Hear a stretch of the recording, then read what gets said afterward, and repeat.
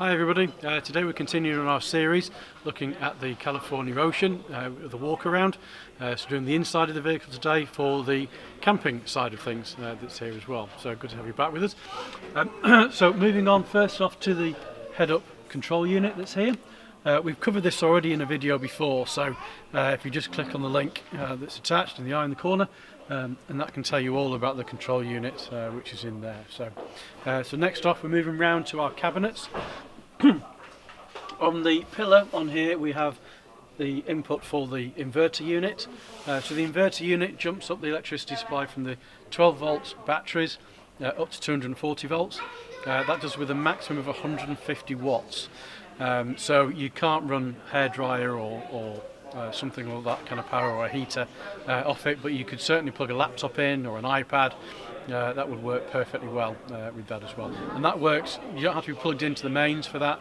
As I said, that jumps up from the batteries to the mains power supply. So also on that side, on the side of the cabinet on here, we have a 240 volt socket.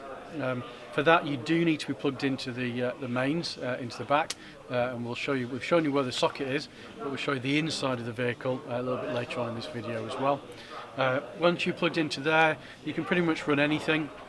If I remember rightly, I think it's about 2,500 watts it goes up to, but pretty much whatever the supply which is coming into the vehicle would be okay with that. So again, with that you could put put a heater if you wanted to put a heater, or hairdryer or something like that, for example, that was in it, would work fine off that as well. There's also next to that is the cigarette socket type adapter, which allows you there to put anything in with that type of electrical connection, and that has up to 20 amp range. So rather than using, say, one on the dash, which is a slightly lower rating, that one gives you slightly more that's there as well. And there's things you can buy that work with those as well quite effectively. On the new model, which is what this one is, there's also two little buttons as well, which is for turning your interior lights on, the cupboard lighting, which we've looked at in a previous video as well. So we'll move over to the actual front of the cabinet, which you can see, which is nice and easy. So again, this is the newer model, so it's got split opening on the side. So you've got your sink unit in here. To activate your sink, you just pull the catch up and your water comes out if there was water in the tank. Obviously you've got a bowl in there, and you've even got a little plug. And then moving over, you've got two hobs, which is on here. To turn the hobs on, you just turn the knob round, keeping it pressed down and pressing the ignite button until you actually see it light on the top that's on there as well. Once it's heated up, you can release it and turn it round to the desired level. There is also a cut-off for the gas as well. That's obviously one on the top. Just inside this cupboard, above here, we'll take a photo of you and insert it for you, there is a cut-off switch as well, so you can just twist that round and that will cut the gas supply off to the actual hob unit as well.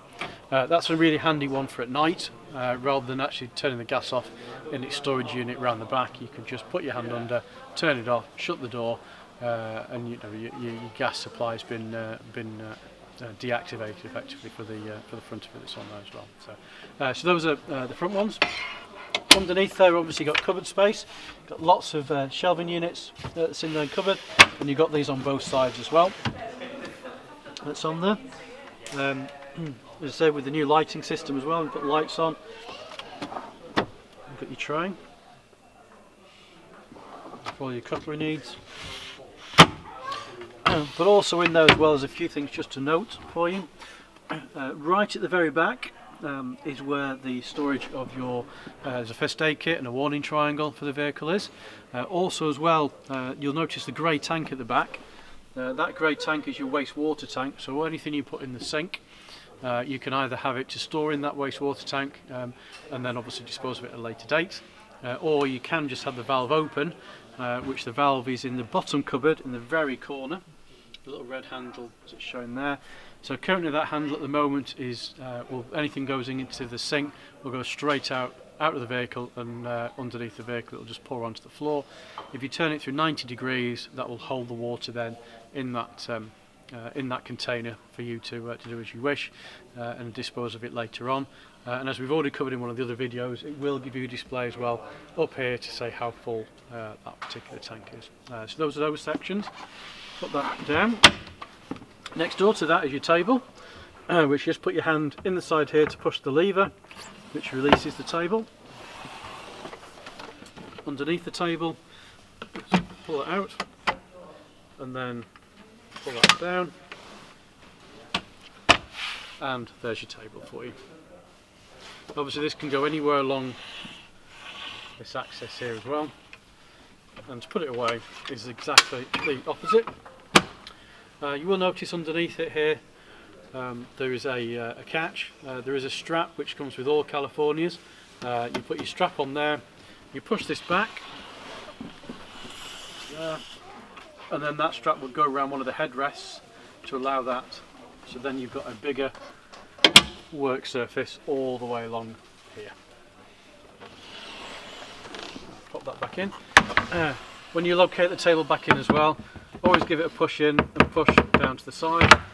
It locates at the very bottom, and just make sure it's not making any noise. You'll soon know about it if it does, because you'll be driving along and you'll hear it banging along as you drive, and you'll want to stop. So that's done from on there. As you probably know, all the windows have got blinds on. The blinds are here, including the one in the corner, which you just pull out. And you've also got your lights as well with inside the vehicle as well, just to give you extra if you need to at night. And there's two on the other side as well. So just moving round to the wardrobe. Open the wardrobe up. Have looked at these before. So on the new model now we've got the mirror that's on there, a longer mirror with a bit of storage that's there, and obviously you've got the rail here to hang your clothes on, and then also some extra storage that's here. So just pull that up, pull it down, and you've got some extra storage in the top section that's there as well. It's nice and handy and useful. And then last, for storage, I'm sure you've seen this on the other videos, but we've got storage underneath the seat unit as well, that's in here as well. So lots and lots of storage under there. So the final thing is I'll show you quickly how to move the seat. We've done this on a couple of videos before, so just pull it forward, pull the catch, seat goes down, just move your seat belts out of the way, pull that up, and there's your bed. And the reverse exactly the opposite, so just give it a pull, brings it back up, push your seat back, and you're all done. Shall we go and have a look around the back of the vehicle now? Okay, so in the rear of the vehicle we've got a shelving unit that's in here. So we've got 3 shelves, and underneath the bottom one is where your gas storage is. So you just pull the catch off there, take that off. In here you'll have the adapter, so it's a camping gas bottle 907. This is the adapter which screws straight on top of the gas bottle. Remove this shelf, and then you can drop the gas bottle all the way into the bottom.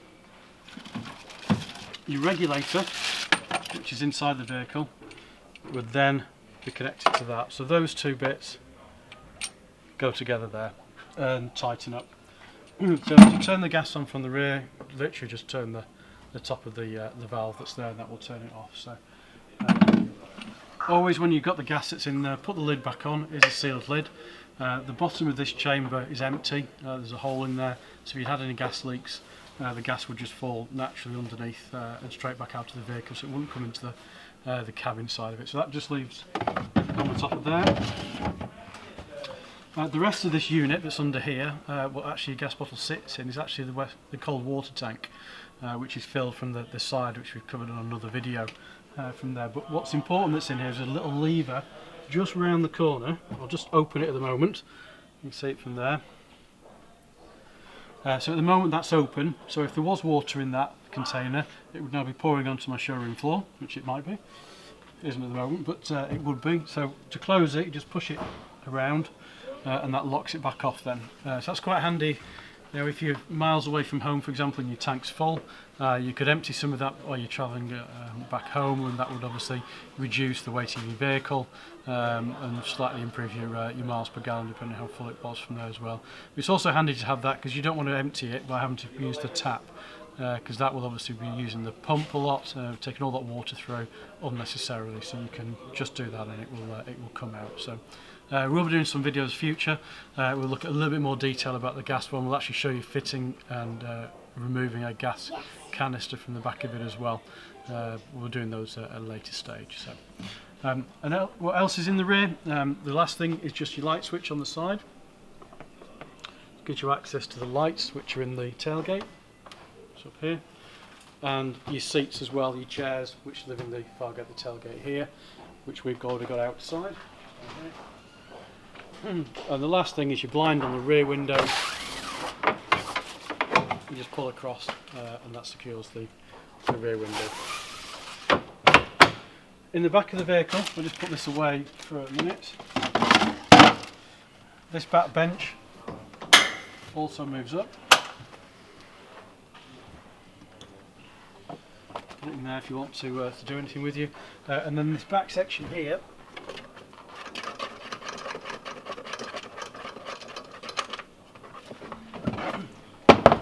this isn't really the camping side of things, but it's something you definitely want to know about. In here is where your jack is and your wheel brace. So we open that up, and within there then you can obviously see your jack, you've got a wheel brace, if you've got a detachable tow bar, anything like that, that would also go inside here. In the far corner is the access panel for one of your secondary batteries. The vehicle's got 3 batteries, one in the engine bay, one under the passenger seat, and one which is in the unit that's below here, should you need to get access for that. They are self-maintaining batteries. Obviously if you've been in for a service or anything, will get checked, but that's where they live. And then finally, talking about the electrical system of the vehicle, just inside here is where you've got your electrical switches, just at the back there. So when you plug into the mains and you plug on a campsite or somewhere like that, obviously you just need to make sure these are on. And the important thing with these is on is red, signifying danger, as in the power is on, which is slightly probably different from most of you in the United Kingdom, our audience from there. Ours are green at home to say that it's on your consumer boards. These are red to say it's on, which is promoting danger. So if for any reason your electrics aren't working when you plugged into the side, this is the first place to go to, just to make sure that that trip switch is up and it's working. That's on there as well. So I hope that's been useful for you. I hope we've covered most things. We will be doing another section as well, just quickly looking at the roof, which we've done before, but we'll be doing some more videos on that in the near future as well. So if you've enjoyed the video today, give us a big thumbs up and a like. Don't forget to subscribe, and look forward to speaking to you soon.